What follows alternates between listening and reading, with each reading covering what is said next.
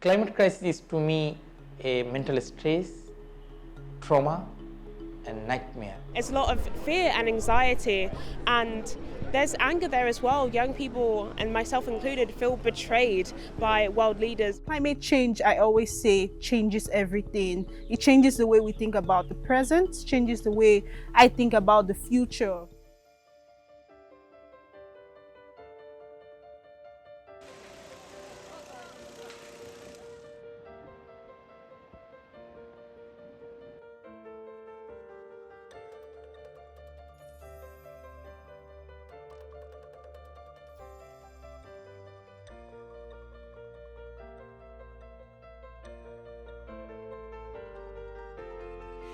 We are standing up here and saying that we're sick of the funding of destruction. This is a matter of life and death. The climate crisis isn't just something abstract or far into the future. It is here and it is today. My name is Dominique Palmer. I am a climate justice activist based here in the UK. I am Shonu Rahman, 24 years old. I work with the Youth Net for Climate Justice and I live in Burja City. My name is Jennifer Uchendu. I'm 29 years old and I'm the founder of Susti Vibes. I live in Lagos, Nigeria. So eco-anxiety for me is what actually got me involved in climate activism in the first place. I mean, scientists have literally just declared a code red for humanity, but we're looking at the slow action that is happening and it feels so frustrating, and sometimes it can feel quite hopeless until I'm back and organising with my community. The very first thing I think I've done is recognizing that these feelings are valid. It's okay to feel overwhelmed. It's okay to be afraid, scared, and even anxious. What we're looking at is quite a few different ways where climate change causes tremendous psychological distress for youth and future generations. So first is the direct impacts.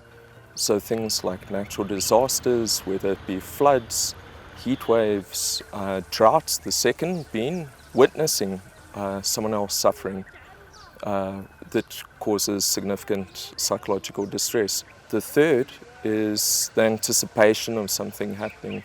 So for instance, this is where climate anxiety comes in. I think it's really important to understand what eco-anxiety is or climate distress, and I really don't think it matters what we call it, because this is a distress that perhaps all of us are feeling when we think about what's happening to the planet today. It's really important to recognise this is not a mental illness, it's an mentally healthy response to feel distress, anxiety. And it's not just anxiety, it begins with an anxiety because of that sense of threat, but it frequently, rapidly then develops into a sense of fear, depression, despair, hopelessness, sometimes hope, determination, frustration, anger, that it's a whole complex mix of emotional responses.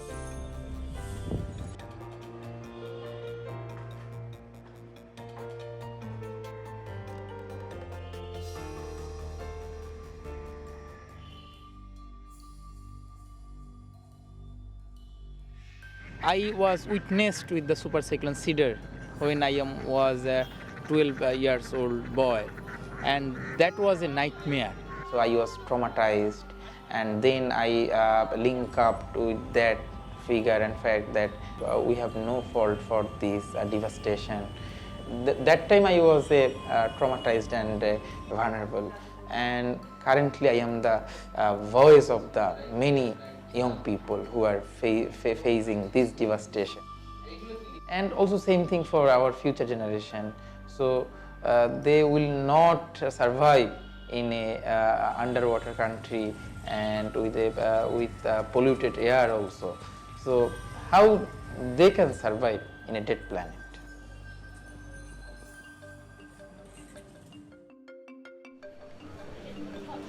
Yeah. Right, thank you all for being here today. So for me, climate change, what's referred to now as the climate crisis, is just something that I think about every single day, and it's why I'm a climate justice activist. What do we want? Climate justice! Why do we want it? Now! We are unstoppable! I know the world is possible! So what I do is I focus on organising different climate actions and climate strikes, and working on different international campaigns and really engaging in climate policies and going to events like COP26 where these decision makers are, and really applying the pressure on them there to make sure that they're listening to our voices, they're listening to the young voice, and that we are standing up, and we can see the impact that it's had along even just the 2 years of the youth climate movement. And that's what I do. I just keep applying pressure until they listen. When I think about climate change, I just have a lot of anxieties and fear about the future, like the same with so many different young people, because it's like we've been born into this crisis. I also feel hope when I think about the future of a sustainable and green future where we can actually have climate justice, where we live in a world that doesn't continuously take from our planet, move from an extractive society to one in which we live in harmony with our planet, and we're listening to the science and we're not prioritizing profit over the planet and people. People united will never be defeated. The people united will never be defeated.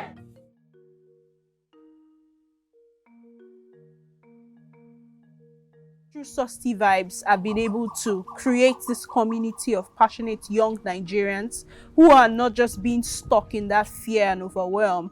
They're going out to the streets to, run advocacy on climate change. They're going to schools to talk to children about, climate change, environmental pollution, biodiversity loss, and all of the challenges we see around us.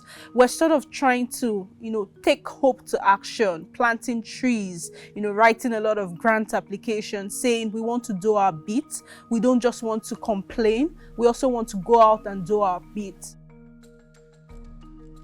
I think what has been really apparent has been anger for me, and I often connect that with eco-anxiety for young people who live in the global south. When we think of the climate injustice and how we bear the burden of climate change, even though we contributed the least to it, to say this is just not fair, we're just having to deal with other sustainable development issues, poverty, food insecurity, and then on top of that, climate change, which is very difficult and complex to sort out.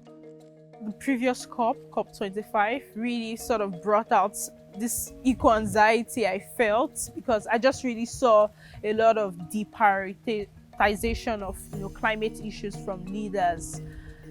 This year, I'm thinking with everything we've gone through with COVID-19, governments really should, see the importance now, and this year is really monumental. It's really important.